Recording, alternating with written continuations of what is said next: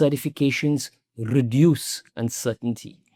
The truth is they hide your inability to handle uncertainty because you have too many tools at your disposal. Okay. The secret.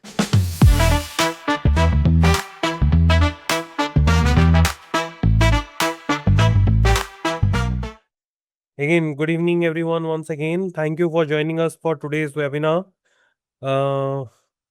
We have Shayamal Vallabhjee today with us, who is the speaker for today's evening and who will be helping us understand and who will be guiding us for today's webinar around what the 1% physios do differently than the rest of the physios.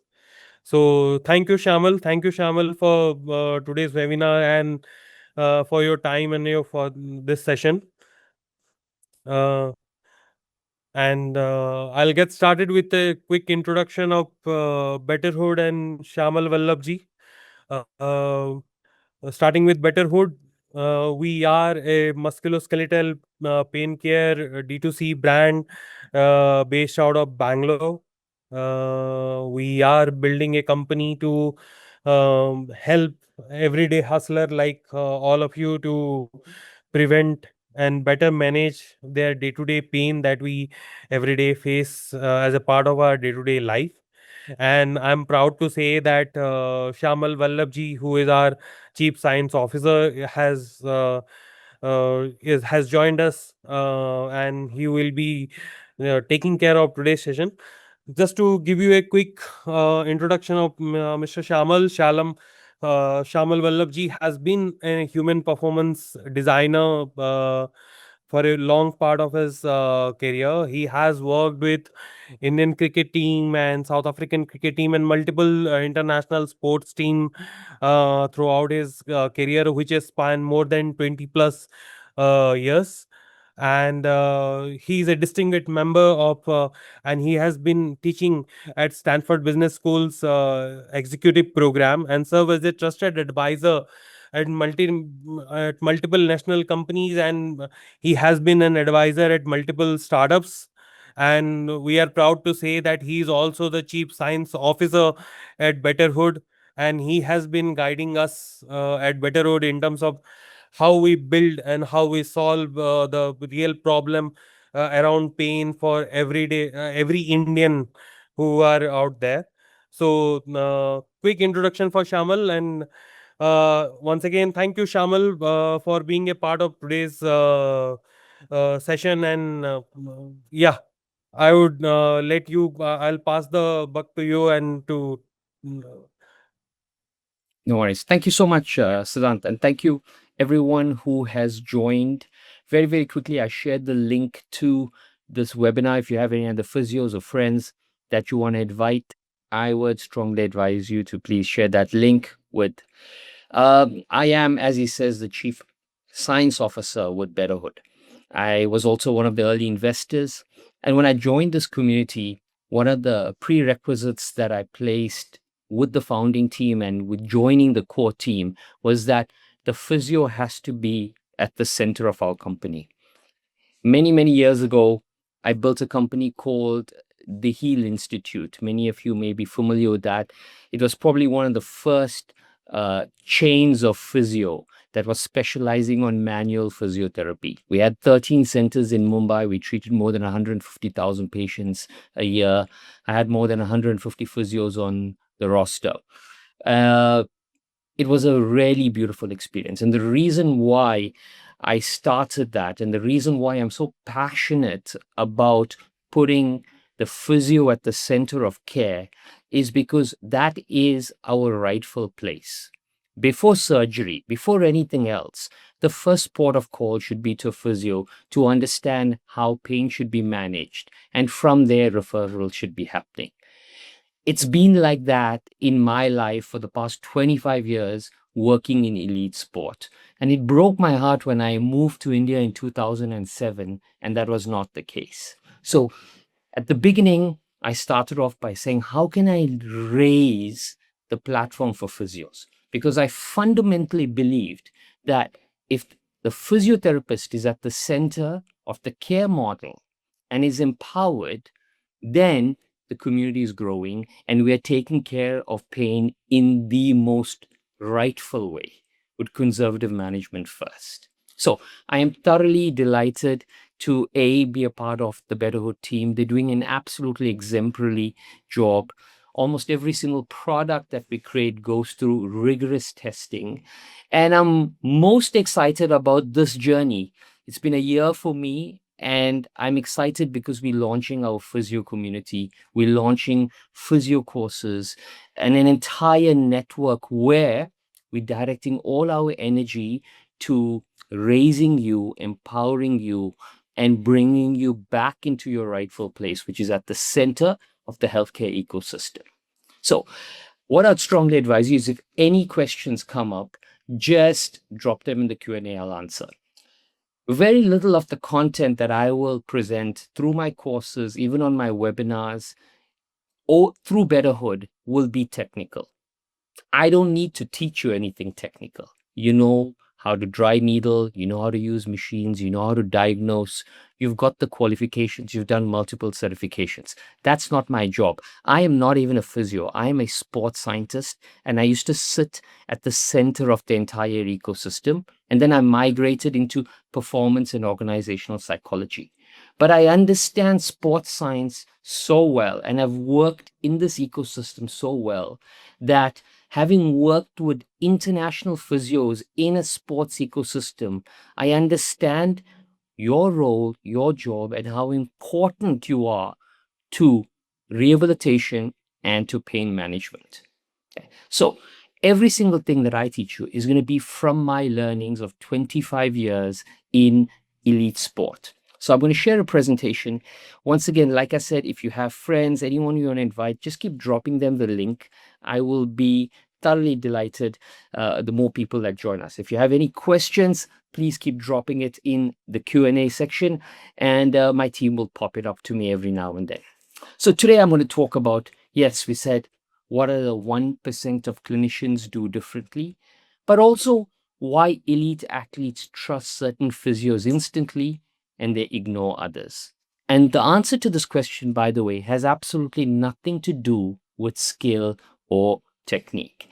A little bit of background on me was that, as I said, I founded India's first wellness center and physio rehab program. It was called HEAL. I've coached thousands of athletes. I've been at the forefront of elite sport for more than 25 years. Many people may not know I was technical coach with the Indian cricket team in 2003. I then traveled on the ATP tour with all of your tennis stars, Mahesh, Leander, Sanya, Rohan Bopanna, and many other internationals. Head of performance psychology with the Indian football team for almost 2 years, been to 3 Olympic Games with your Indian contingent, and did similar work in South Africa across multiple other countries. I also, and I'll tell you the story of this, worked with Kings 11 Punjab and then St. Lucia Stars. And how I got those roles had very little to do with technique, skill, or it had little to do with the fact that I was the most competent. There are other levers that help you increase your leverage, and that's really, really important to do. So, over the course of the next 30 to 40 minutes, I'm going to be sharing those insights. Many of you are building practice will want to straddle both corporate and sport. And as you can see, I sit between both those worlds. I'm an advisor looking at wellness protocols for some of the biggest companies globally. You're looking at Unilever. I worked with Dream Sport, that many of you may be familiar with, Publicis globally, and many, many others. The sports I've already shared with you. And if you want to build a robust, healthy practice, you're going to have to straddle both of these worlds. So I'm going to start to give you the insights that you would need on how to straddle these worlds and how to be a totally exceptional physiotherapist, not from a skills point of view, but from a credibility point of view, where everyone trusts, everyone talks about you, and the line outside your door just never ends. So I hope you're really, really excited about this. So the first thing I want to tell you is that there's an evolution to getting to the top 1%. And unfortunately, we cannot fast track this evolution. In the beginning, you've come with all of the academic knowledge from college. You studied everything. You may have done countless different courses: strapping, dry needling, taping, anatomy trains, fascial release, massage, you name it. There's a million courses and a million teachers. And unfortunately, we think that the more courses we do, the better we are, but that's not the truth. But in the beginning, for the first few years, it's really important to simply execute. Repetition is important for mastery, right? The more you repeat, the more you do it, the better you will. Just to give you an insight, when I built Heal and I hired a physio, for the first 1 year that physios worked with me, I never allowed them to do anything else except soft tissue release and soft tissue massage. The reason I did that was because I fundamentally believed your hand is the most powerful asset you have. Your hand can feel anything. It can feel energy blocks, tight muscles. The body will talk to the physiotherapist through your hands. And if your mind is distracted and you start training yourself to use tools before you've developed the subtlety of your hands, half of your skill is lost. So, for this reason, I only made them do that work. So, in the beginning, if you're a new physio, right, ignore the noise. It's important to have your goals, it's important to aspire, but get as much repetition under your belt as possible. Okay. As you start to move by year 3, year 4 in your practice, you now have a repertoire of skills. Now, some people will want to increase that repertoire because every now and then there's a new thing that comes up that's the most important. Someone will say cupping, someone will say cupping with cutting, someone will say dry needling and physio and acupuncture and whatever it is. There's always a new thing, or a barefoot course or a fascial course. So something is always there. Someone's always teaching something new. But the truth is that you can increase your repertoire. You're more than welcome to. But the secret to being an exceptional physio is not increasing the repertoire. It's mastering one or two skills. In my work in elite sport, I remember I spent some time traveling with Shane Warne and his coach. His coach was Terry Jenner. Both of them are late right now. And this was in the early 2000s. And Terry Jenner and Shane Warne told me every time I go into a school or I go into academy, the first thing everyone tells me is you have 10 different deliveries. You have the flipper and the googly and the one that goes this way and the one that bounces more and the traditional leg spinner and the one that can turn more and they named it all. Okay. And everybody wanted to learn the flipper and do all of that. And he says what they didn't realize is that 99% of the time, I'm just bowling the leg spinner that landed on the same place. And the only reason everything else works is because the leg spinner lands in the same place every single time. Mastery of the basics is absolutely essential. And only when your foundation and your mastery in one or two skills is critically nailed, that's when everything else comes together. Okay. Because remember, there is no shortage of knowledge. You have the knowledge, you know what to do. Okay. The question is, how do you stand out from the noise? And then year 5, after you've learned everything, after you've simplified, that's where you really stand up above everyone else. And the secret is to simplify. Most people think the secret is to have more and more and more. Actually, the secret is to have less and less and less. Less that you're known for, less that you can stand out with, less that you can execute. But because there's less, you can guarantee the outcome. Less equals more. Subtract before you add. This is essentially not just the secret to being a great physio, it's the secret to life. Even when you're picking sports, even when you're picking clients, when you're picking, start to stay in a niche.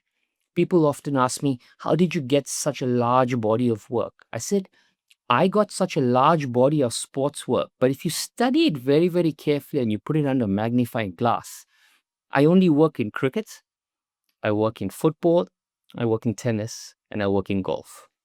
These are the 4 sports I work in. And why am I working in that? Because you can ask me any rule in the rule book with respect to these 4 sports, and I know it. And the reason I learn it, even though it's not a part of where I'm practicing, is it allows me to understand the framework of where my clients operate. And only when I understand that framework can I know where I can get leverage, I can get access, where I can bend the rules. Only when you know what the rule is do you know where you can bend it. So I hope it's interesting. We're only just getting started. If you have any questions, please drop them in the Q&A section. There's so much more to come. I'm thoroughly excited to keep sharing all of this. And Betterhood is the place where I'm going to be pouring all of my network, all of my knowledge, and hopefully even creating opportunities in sport and in corporate and leaving them here for you to access. So, one of the big things that people seem to make a mistake of is that they think more knowledge means that you are competent. And the most dangerous physio is the physio who knows everything but understands nothing. There's a very, very big difference between information and understanding, between knowledge and wisdom. What is the difference? The difference is information or knowledge is technically what you're seeing in front of you, right? Wisdom is how you lay it to the patient. And that comes from your ability to distinguish what they're ready for, what their emotional state is, how ready they are to receive that, how many other places, how many other doors did they knock on before they came to you? What was the array of answers they got? What is their age? What is their ecosystem like? The way in which you present it is wisdom. And because you know everything, you may be very eager to share everything and or share nothing. Right? But the secret is to know what to share when. This was a very, very interesting story when I was traveling on the ATP tour. Boris Becker was coaching Novak Djokovic. And I remember I was sitting in the US Open and my athletes were playing in the doubles final and Novak was playing in the singles final. So in this massive locker room, there were no more than 10 people there because everyone else had lost or won and had moved on. And I'm sitting in the corner and Boris and I are having a cup of coffee together in the corner.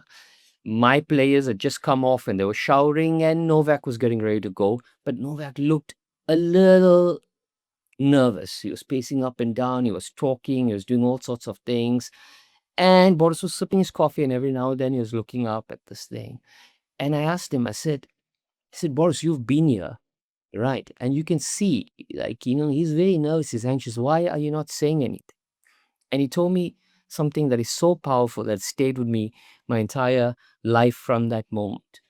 He says, 50% of great coaching is knowing what to say.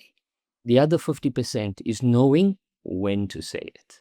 Okay. And this is the difference between information and wisdom. You have all the information. Wisdom is knowing when and how to lay it in there. And this can only come from meticulous practice, from attention, from observing everything around you. Now, sorry, I just moved us to the top.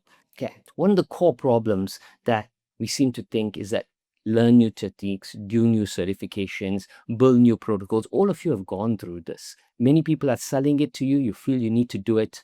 But the problems are still the same. Patient retention is low. The confidence fluctuates. Your patients are still not trusting the answers. They're looking everywhere else. They are still very outcome focused, right? So if they don't get the outcome in the shortest possible time, they move somewhere else. And this is a cycle of problems that keeps repeating over and over and over again.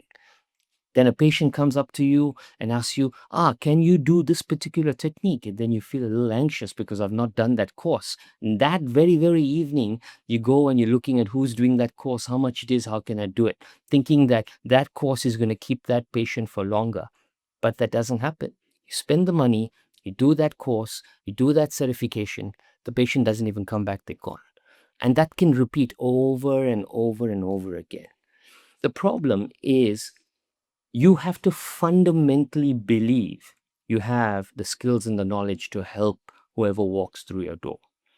Yesterday, I was sitting with a friend of mine who is a retired entrepreneur. He's made millions. And he told me, you know what is the most difficult thing about being a millionaire? He says, before you make your first million, believing that you are capable and worthy of making the first million. That, he said, was the hardest part. He says, I doubted myself so much that I didn't think it was possible. And that little lesson remains true for every single person all the time.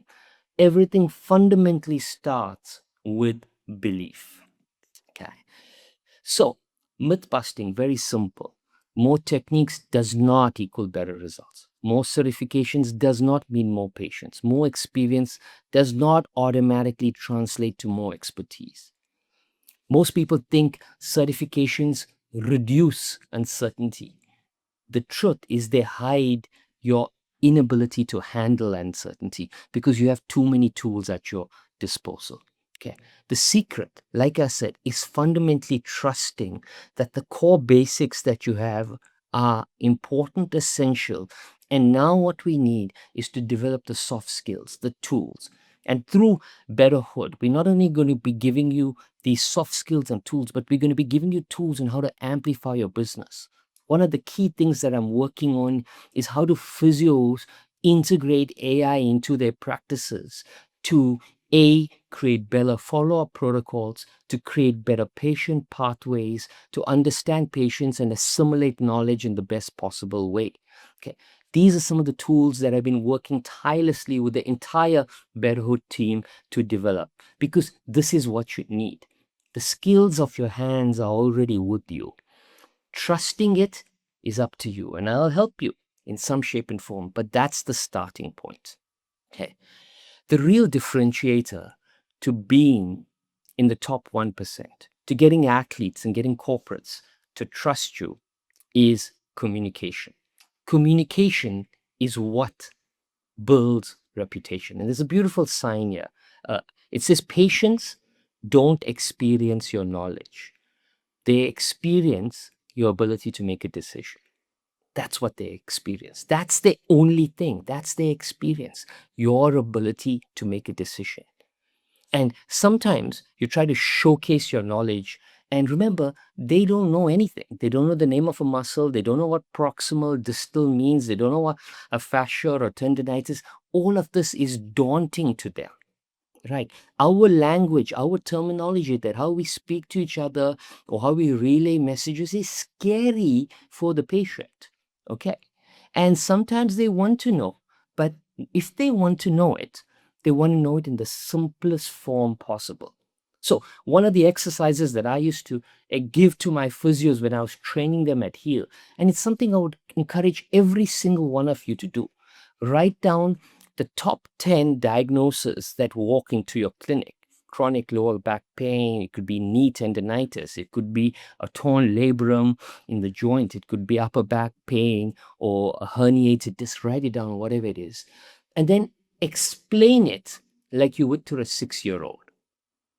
Explain it like you would to a 6-year-old, which means you cannot use any technical medical jargon. Break down, explain what a labrum is, explain what a tendon is in simple language, because that is the language of the patient. This is what you need to understand. And when a patient understands what you're saying, they will trust you. Communication is the biggest differentiator. Communication is where reputation is built. I learned this and I discovered this a long time ago. And one of the fundamental reasons top physios stand out is because they're not trying to get hundreds of people to come in. They're not.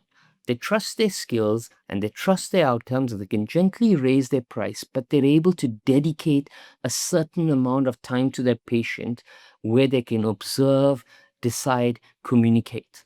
Sometimes when I worked with physios in Heal, I would walk in and my physio or myself would not touch the patient at all because the problem wasn't physical. The problem was somewhere else. The problem was emotional. The problem was mental. The problem was they were just completely inundated, and pain was the manifestation. You need to be able to distinguish this. And sometimes the only way to distinguish this is with time, is with softness, is with kindness. In the course that I've created for you, I shot this course. It's almost 6 hours of content, and I've poured my heart into it where I tell you the simple, most beautiful stories. But one of the stories that I'm talking about in that course is about the power of language, the power of the words you use. I share how important it is, the lessons I've learned in the locker room, the lessons I've learned through my spiritual practice, and how it has shaped every single thing that I do. Communication builds reputation. And this doesn't mean that you don't have to be competent. Competence and confidence are non negotiable. But communication sits on the top that keeps opening doors, opening doors, opening doors. Now, the clinical decision loop is very, very important. And you'll find a lot of what I'm talking about is repetitive. But everything starts with the first skill. The first skill that you have to master is observation. Observation is the first skill. From the time the patient walks in, how are they walking in? Who are they walking in with? How are they feeling? Where are they sitting in your entire waiting room? When they come into the room, how do they move onto the bed? How do they start talking? Where are their hands? What are their hands doing? Every single one of these are non-verbal communication. Their body is subconsciously trying to tell you something. You have to watch. You have to observe. You have to, stage 2, interpret. Stage 3, understand and make that decision about what is needed. But everything starts with observation. Observation is the first critical skill that we need to develop. And then explain it like you would to a 6-year-old. And the last, the real thing right on the top is adaptability. Because why? You have the knowledge, you have the skills, but you're working within the constraints of your patient. They may not be afraid of needles. They may be pain sensitive. They may have come from a physio who hurt them. They may have been in pain for such a long period of time. Your skills are irrelevant. The thing that we have to fit the box into is what is their receptivity? How ready are they to let you work? I used to climb mountains, and one I worked climbed a mountain in Africa called Kilimanjaro. And as I was saying, as a young boy, I was saying I'm going to conquer Kilimanjaro. And an old Sherpa who was with me says, "You never conquer a mountain. A mountain allows you to summit." Remember, you can't release a muscle. A muscle must allow you to soften it. Similarly, right? Even a body has to allow you to heal. So when you look at things through the lens of what does it allow you to do, your approach is distinctly, it's like completely, significantly, monumentally different because you're looking at a lens through a completely differently. Most physios look at everything through the lens of what they know and what they can do. Flip it. Flip it to what is the patient ready to receive. And then every single thing will shift from there. So if you're enjoying this, please keep dropping a message. Give me a thumbs up. I can't see anyone, so I can only see comments. I can only see little emotions, gestures. If you have any questions, please drop it in there. Uh, more than me speaking, I'm looking forward to the interaction that we're going to have in a few minutes, questions, stories that you have. This is the secret of a community, and this is what I'm trying to build with Betterhood. I'm trying to build a powerful community where we can come together, share stories, teach each other what's working, what's not working. So if there's anything, if you're liking what I'm saying, if you're liking the way it's going, please, invite your friends quickly, share it, share the links. I'll give you a few more links. But, and for those of you who are here, uh, thank you. Thank you for taking our time. We live in a very, very busy world. There's a lot of noise, there's a lot of distractions. And I'm deeply honored and humbled that you chose to give me the time right now. So, a very, very big thank you. Okay. So, I'm going to move on to the 3 shifts that we need to make. The first shift is in understanding. Like I said, we look at everything through the pure lens of diagnosis, but we have to start to look beyond those symptoms.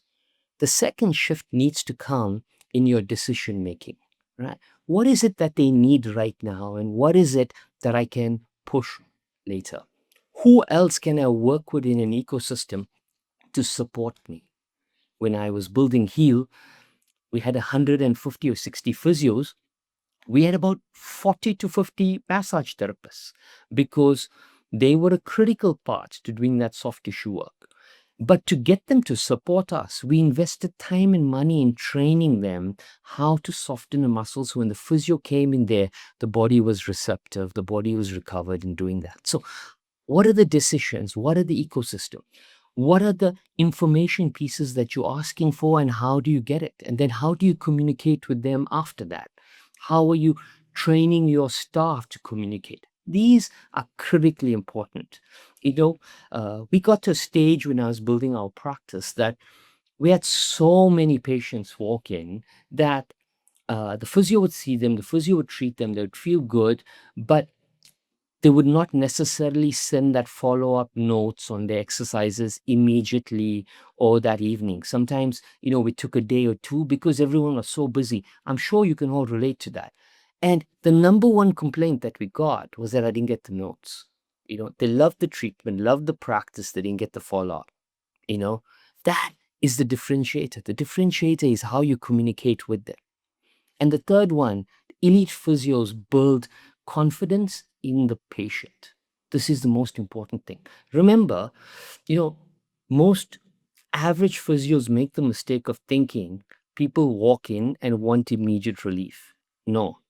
Yes, they do want relief, but they want confidence that the process may take time, but we'll get to a good solution.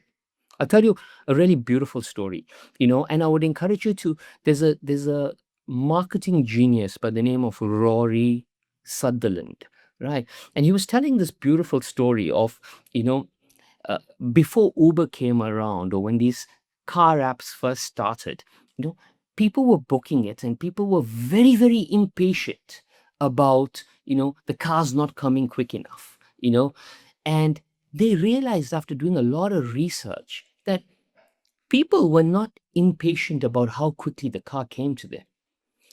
They were uncertain about how long it was going to take.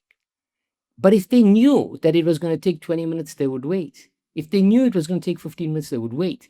But if they didn't know whether it was 5 minutes or 15 minutes, that is what made them scared.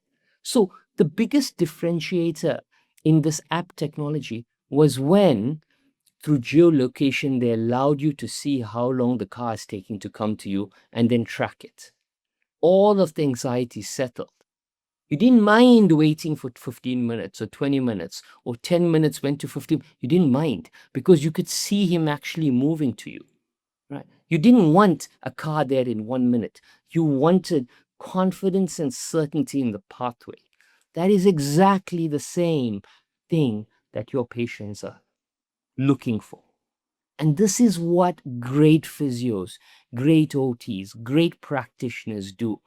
They mark the pathway and they communicate it so clearly, right, that the patient walks hand in hand with you through that journey. It's when that pathway is unclear, they will move somewhere else. So the differentiator has absolutely nothing to do with skill. It has to do with communication. I told you, average physios will follow protocols. The 1% will create strategies. The average will start to talk about treatment protocols. The 1%, they build that belief that we're moving in the right direction, that you're good, that what you're feeling there's a lot of other people that are feeling that what you're feeling, I've seen it before, and I've moved that person to a better place. The 1% focus on those results. Sorry, the average focus on results, the 1%, they engineer the outcome in a way that it matters to them. I remember I worked with a very, very senior HNI in India. Right. And he had a terribly massive injury. While skiing, he ruptured his entire hamstring. It got torn right from the base of the pelvic and fell all the way down to the knee. So, to complete sever of a hamstring, he had to go into emergency surgery, stitched it, and he was in bed for 4 months where the hamstring muscle could not even flex. Could not even flex. But on the first day, after he'd done all of that and bed rest and he was starting rehab and he came to me, he gave me one goal. He said, on the 4th of November, I have to meet the Prime Minister of India. It was March. He says, I'll give you till the 4th of November. I don't mind if I walk up the stairs with a stick, but I have to walk into that room standing up straight without any aid. Simple. And I promised him. And I said, we will engineer everything so that outcome will manage. Talk about the outcomes, engineer it to what matters to them. Because once you start to do it like this, the game changes. It's no more you trying to win them over. It is your ability to now engineer things. And remember, this is an important thing. I think, when you call ourselves a physio, which is our qualification, we think we have to diagnose, we have to treat. But remember, you are the person who has to make decisions under uncertain conditions. The elite corporates and the elite athletes don't necessarily want the most skillful person. They want the person who makes them feel certain and safe about the outcome. Very, very important. I know this because I spent 25 years inside the locker room. And I'm telling you, I have worked with exceptional physios. And I've worked with physios whose skills were very average, but their communication was exceptional. And they made people feel great. And that's why they were in there. They were in there because everyone around them felt safe, felt they were in good hands, felt they were trusted. And as a physio, exactly like a strength and conditioning coach, I realized this very, very early in my career. I am sitting in the most important position in their life or in a sports team. Why? Because I don't influence decision about playing. I don't influence decisions about salary or influences about it. But I'm there where I understand everything that's happening in their body and mind. So they can talk to me and know that anything they tell me doesn't impact anything outside of that. You know, it's a very, very beautiful and a very powerful position, but it's not a position that should be taken for granted. I'm saying this because when you start to understand, as I understood many, many years ago, the role, the responsibility, the power that lies within you, once you understand it and accept it, the way you approach this practice changes significantly. Yeah. So I've come to the end, and like I said, I'm going to be launching very, very soon my first Physio Edge course, 6 hours of content built for betterhood. That course is very little about technical. It's all of the nuanced insights in different aspects of how to build a business, how to build communication, how to even tell stories perfectly, how to communicate in a way in which they trust you. This course is a gold mine from 25 years of insights with stories exactly like I told you of Becker and of my spiritual master and all of this. That's all is in there. It's just micro stories of gold broken up into different modules that are going to help you rise and get to that top 1%. As I said, I am desperate to build a healthy community that makes every single one of you rise to the cream of your society, achieve the goals you want to. We're building a community where if you have any problem, anything that is troubling you, anything that you need a solution, we will have a way that you get it to us. And I am personally building a team. Siddharth is one of them, Pariksha is in my team, Manu's there, and we're building this team every single day. Vikram and Neha, the founders of Betterhood, they have given me a green light and they've given me a resource to build whatever it needs to empower you, the physio. But I can only empower it if I know what you need. And that community is a place where we're going to communicate. I'm hoping to also host monthly talks where every single one of you come and talk and share your experiences, or host a podcast with someone, or jump into a conversation with me or whoever you want to. This is a dynamic, evolving space. So please, if you learned anything from here, please share it with whoever, invite them to join, scan this code. This code is a waiting list. The course will go out live maybe in a couple of days, but we've got limited seats, so that's why we have a waiting list. And I'm going to stop sharing my screen. Uh, and I'd like to, we've got 23 people. If anyone has anything to share, if this was interesting, please jump on. You can unmute yourself. You can leave a comment. And if you're excited about this, please let me know. And if you have any questions, you're welcome to ask, and I'll try my best to answer. Thank you, Shamal. Thank you for such an insightful sessions. Even though I'm not a physiotherapist, I definitely have some takeaways for myself as a professional from this webinar. So, everyone who have joined, if you have any questions, feel free to unmute yourself and ask the questions. We have few minutes left in the webinar, so would be happy to hear it from you. Yeah. A few people asking for the recording. I don't know. I'm sure Betterhood will put it somewhere, but I think it will most likely be put up on our course portal.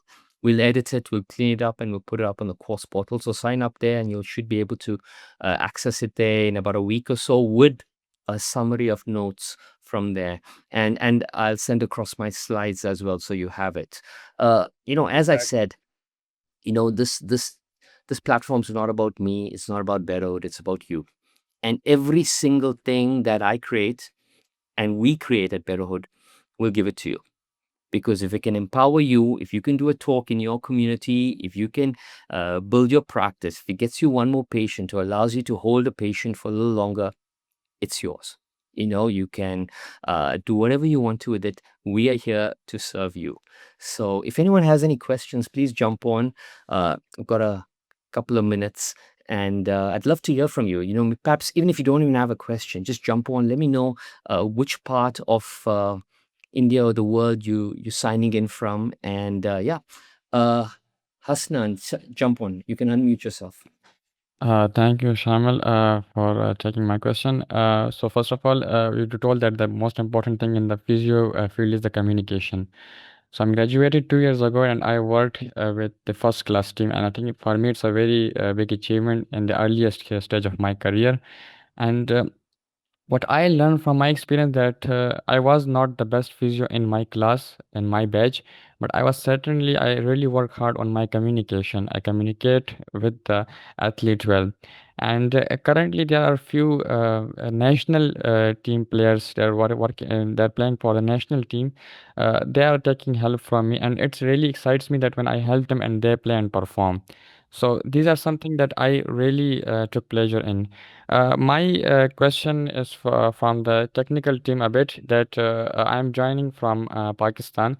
So is there any way I can connect this community because there are some issues around the connectivity of program due to some geopolitical reasons. So is there any possibility you are opening for this scenario that someone from Pakistan join you? Brilliant question. Thank you so much, firstly, for joining.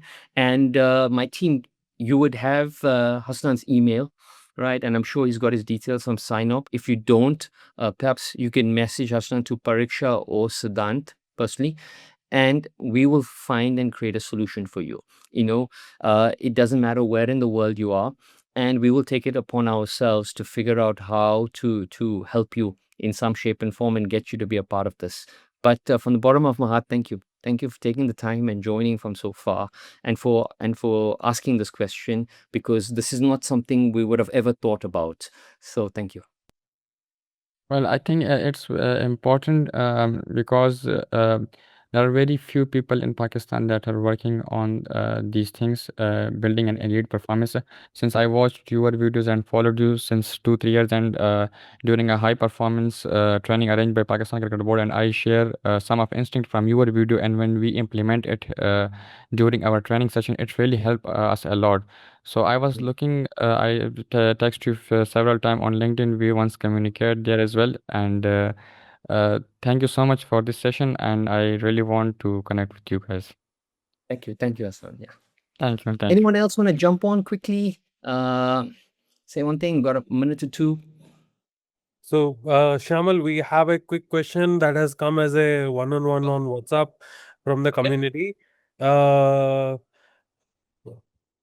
Pratik has asked us, what would be your advice for someone who has just started the career in the physiotherapy? Pratik is just out of the college, and it's been 8 months since he has started venturing into the clinical practice. He would like to know your advice. He in the future wants to start his own clinic, but very early in his career, so he would like to have your advice. Yeah, great question. So, if you in the beginning, I think, if you can work with a senior physio, or join a practice, or join a hospital where you can get experience and train and see that that's very, very important. You've got all the skills, you've got all the diagnosis, but what I would suggest is, like I told you, the differentiator is not going to be in the skills. Whether you build a practice, whether you join a sports team, start to hone in on your communication skills right now. What is it? How can I use technology? How can I use AI to communicate better, to understand better, to make notes? How can I perhaps even, now there are tools that you can walk around. I have them implemented in many hospitals I work with, that every time I'm talking to a patient, I just switch it on and it's taking notes and creating a summary in a few seconds. So it doesn't take me hours after that. It's completely summarized in there. If you can't do that, the simplest thing to do is use a voice note on your phone, upload that into a technology, let it summarize it, let it create it. So these are the critical things. Remember, we live in a day and age where information is abundant. Everyone has information. Okay. So what is going to be the differentiator is clarity in communication, right? And that's what you're going to have to hone your skill on. So I would suggest, look in your practice wherever you are, observe what all of the other physios are doing. How are they communicating? And then observe not just how they're communicating, but how patients are responding. Start to notice who's walking out of there happy, who's a little unhappy, how do they walk in, what's the energy shift. Then start to notice who's doing what. This is where you are. Your eyes, your ears, your hands, these are pulling information into your brain, and you have to just assimilate that. Observation is the first and most important skill for you to start right now. Okay. Someone asks, I want to start my career. How can I start? I mean, firstly, I'm hoping that you have graduated and you've got your qualifications. Like I said, pick a path. Do you want to go into that clinical practice? Do you want to go into sports practice? I can just tell you, it's very difficult to straddle both, because when you go with a sports team, you go on sometimes away for 4 to 6 weeks, maybe even longer, and the patients that you have moved on to someone else. Then you come back, then you're starting to build that practice again. Then a physio sports team calls you, you're going away. So it's impossible to do this. You're either sticking to the sports lane, building your credibility and your network in there. And I think on our platform, what we'll start to do is we'll start to segregate and help you make that decision of what you want to. The way to make that decision is not as simple as I like sport or I like practice. It also has to do with the stage of life you are and where you want to be and how you start. I will build a tool for you to help you distinguish which direction you want to go in. Okay. And once you do that, we can start to move forward and help you make that. Jessica, jump on. Hello, good evening. I'm Jessica, and I'm from Bombay.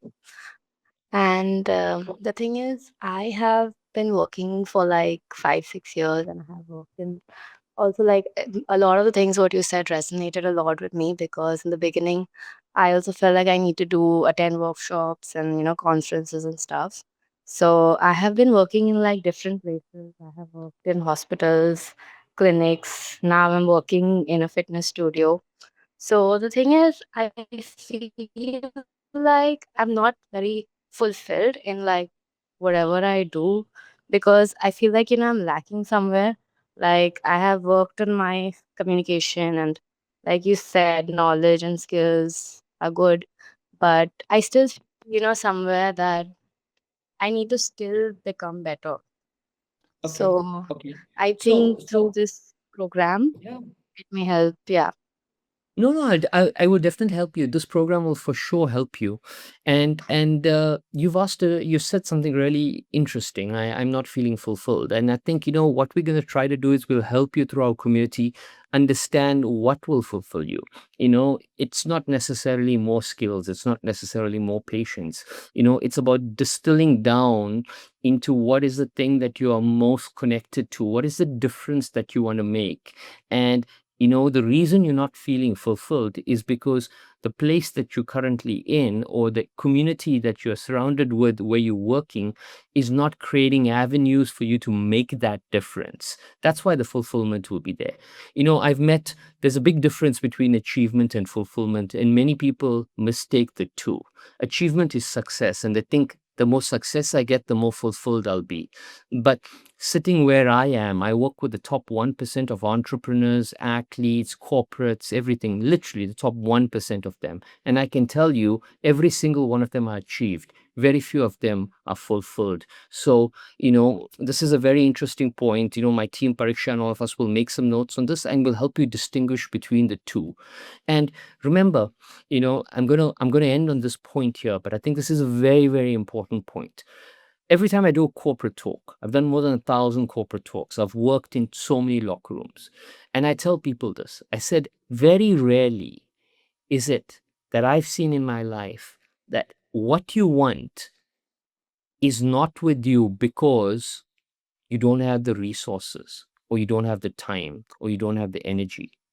Everything is in your grasp, but the thing that needs to be unlocked is courage. The courage to try, the courage to ask, the courage to stand out. And God willing, we'll help you find that courage. We'll help you distill that question so that no one ever has to feel unfulfilled, because it's a terrible feeling. I understand it. I've been there. I've seen it. I felt it.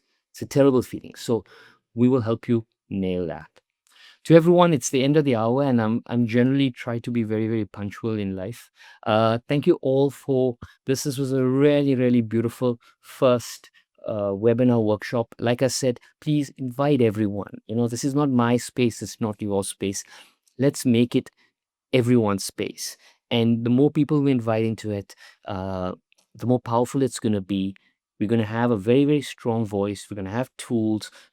Communicate with me. Whatever you need, we'll find a way to make it happen. To everyone from wherever you're joining, Pakistan, Mumbai, wherever, I'm in Barcelona, I wish you every single thing of the best. To the team at Betterhood, to Manu, to Siddhant, Vikram Neha, whoever put all this together, thank you very much. To my team, Pariksha, Prakshal, Zia, thank you so much. There's a lot of energy going into serving you guys, as you can see. And I'm truly grateful to have had this opportunity. Everyone, thank you so much. Thank you. Thank you so much, Shamal. I completely understand there are a few questions which have been unanswered, but please note that we have noted down your questions. We will get it answered by Shamal, and we will share it in our community. So if you haven't joined our community, please join, and we will answer all your questions out there, whichever has been unanswered. And we will have such informing sessions coming forward. So please um, be a part of it. Looking forward to your participation. In the meantime, Shamal, thank you once again for your time and for the informative sessions. Thank you so much. Thank you, everyone. Hey, thanks, Shamal. Thanks, everyone.